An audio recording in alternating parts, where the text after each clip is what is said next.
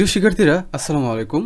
প্রধানমন্ত্রী শিক্ষা সহায়তা ট্রাস্ট থেকে দুর্ঘটনায় গুরুতর আহত শিক্ষার্থীরা কিভাবে এককালীন চিকিৎসা অনুদান পাবে তা আজকে আমরা এই ভিডিওর মাধ্যমে জানিয়ে দেব। তো এখানে যে বিষয়টি বলছে যে ষষ্ঠ থেকে স্নাতক ও সমমান শ্রেণীর দুর্ঘটনায় গুরুতর আহত অসচ্ছল পরিবারের মেধাবী শিক্ষার্থীদের এককালীন চিকিৎসা অনুদান প্রদানের লক্ষ্যে 2024-25 অর্থ বছরের জুলাই আগস্ট প্রান্তে অনলাইনে আবেদন গ্রহণ, অর্থাৎ 2024-25 অর্থ বছরের জুলাই থেকে আগস্টে এই সময়ের মধ্যে অনলাইনে আবেদন গ্রহণ করা হবে। এখানে বলা হচ্ছে যে উপযুক্ত বিষয়ের পরিপ্রেক্ষিতে জানানো যাচ্ছে যে ষষ্ঠ থেকে স্নাতক সমমান শ্রেণীতে অধ্যয়নরত দুর্ঘটনায় গুরুতর আহত চিকিৎসাধীন অসচ্ছল পরিবারের মেধাবী শিক্ষার্থীদের প্রধানমন্ত্রী শিক্ষা সহায়তা ট্রাস্ট কর্তৃক দুর্ঘটনায় গুরুতর আহত শিক্ষার্থীদের এককালীন আর্থিক অনুদান প্রদান নির্দেশিকা 2020 অনুসরণপূর্বক এককালীন চিকিৎসা অনুদান প্রদান করা হয়। অর্থাৎ যারা ষষ্ঠ থেকে স্নাতক শ্রেণীর শিক্ষার্থী রয়েছে, অধ্যয়নরত শিক্ষার্থী রয়েছে, কোনো দুর্ঘটনা যারা গুরুতর আহত হয়েছে বা চিকিৎসাধীন যে সকল অসচ্ছল পরিবারের মেধাবী শিক্ষার্থীরা রয়েছে তাদেরকে প্রধানমন্ত্রী শিক্ষা সহায়তা ট্রাস্ট থেকে এককালীন অনুদান প্রদান করা হবে। তো চিকিৎসা অনুদান প্রাপ্তির জন্য চিকিৎসাধীন শিক্ষার্থীকে চিকিৎসা অনুদান ম্যানেজমেন্ট সিস্টেমের এই https://www.eservice.pmit.gov.bd/medical এই ওয়েবসাইটের লিঙ্কে প্রবেশ করে তোমরা আবেদন করতে পারবে। এখানে বলছে যে দুর্ঘটনায় গুরুতর আহত চিকিৎসাতে শিক্ষার্থী বর্ণিত লিঙ্ক ব্যবহার করে অনলাইনে তার চিকিৎসা মেয়াদে একবার মাত্র চিকিৎসা অনুদানের জন্য আবেদন করতে পারবেন। অর্থাৎ কোনো শিক্ষার্থী যদি অনুদান পেতে চায় তাহলে তাকে অনলাইনের মাধ্যমে আবেদন করতে হবে এবং তাকে একবার মাত্র চিকিৎসা অনুদানের জন্য সে আবেদন করতে পারবে। এবং দুর্ঘটনায় গুরুতর আহত ও হাসপাতালে চিকিৎসা গ্রহণের সময়কাল বিজ্ঞপ্তি প্রকাশের 1 বছর অথবা অর্থ বছর অথবা এক বছরের মধ্যে হতে হবে। অর্থাৎ চিকিৎসা গ্রহণের সময়কালের মধ্যে এই বিজ্ঞপ্তি প্রকাশের 1 বছরের মধ্যে এই অনুদানের জন্য আবেদন করতে পারবে তোমরা।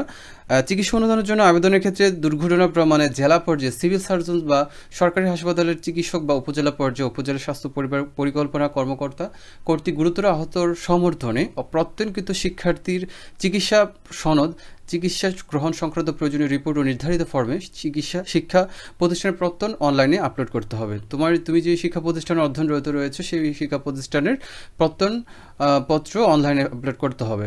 বর্ণিত অবস্থায় চিকিৎসা অনুদান ব্যবহার নির্দেশিকা অনুসরণপূর্বক প্রয়োজনীয় কাগজপত্র আপলোড করে ষষ্ঠ থেকে স্নাতক ও সমমান শ্রেণীর দুর্ঘটনায় গুরুতর আহত শিক্ষার্থীদের 24-25 অর্থ বছরের জুলাই থেকে আগস্ট প্রান্তের আবেদন আগামী 31/8/2024 তারিখ রাত 11:59 পর্যন্ত সিস্টেম ব্যবহার করে অনলাইনে আবেদন করার জন্য নির্দেশক্রমে অনুরোধ করা হলো।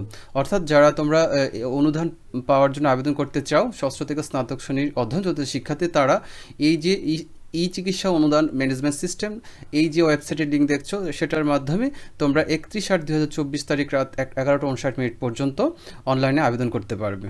এখানে আরেকটি বিষয় আমাদের জেনে রাখা দরকার যে কী ধরনের কাগজপত্র দরকার আমাদের আবেদন করার জন্য।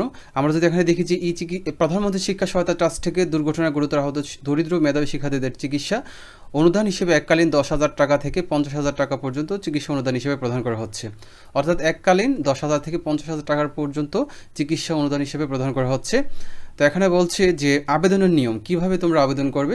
সর্বপ্রথমে প্রতিষ্ঠান প্রধান কর্তৃক সুপারিশ গ্রহণের জন্য নির্ধারিত ফর্ম ডাউনলোড করুন, তারপর প্রিন্ট করে পূরণ করুন ও আপনার চিকিৎসক এবং শিক্ষা প্রতিষ্ঠানের প্রধানের নিকট থেকে সুপারিশ গ্রহণ করুন।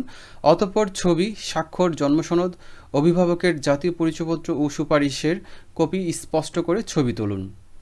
তো এখানে যে কথাটি বলছে যে সর্বপ্রথম প্রতিষ্ঠান প্রধান কর্তৃক সুপারিশ গ্রহণের জন্য নির্ধারিত যে ফর্মটি রয়েছে আবেদনের, সেই ফর্মটি ডাউনলোড করতে হবে, তারপর প্রিন্ট করতে হবে এবং তোমার যে চিকিৎসক রয়েছে এবং শিক্ষা প্রতিষ্ঠানের যিনি প্রধান তার সুপারিশ গ্রহণ করতে হবে।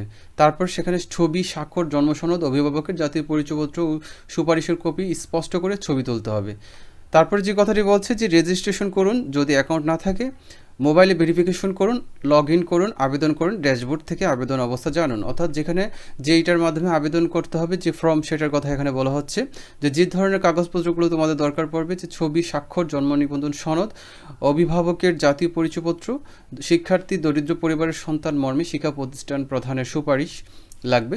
দুর্ঘটনার প্রমাণে জেলা পর্যায়ে সিভিল সার্জন বা সরকারি হাসপাতালের ডাক্তার বা উপজেলার স্বাস্থ্য পরিবার পরিকল্পনা কর্মকর্তার সুপারিশ লাগবে। এছাড়া পিতামাতা বা অভিভাবকের কর্মরত প্রতিষ্ঠান প্রধানের প্রত্যয়নপত্র বা প্রজাতন্ত্রের বেসামরিক কর্মে নিয়োজিত তৃতীয় চতুর্থ শ্রেণীর কর্মচারীর সন্তানগণের ক্ষেত্রে প্রযোজ্য।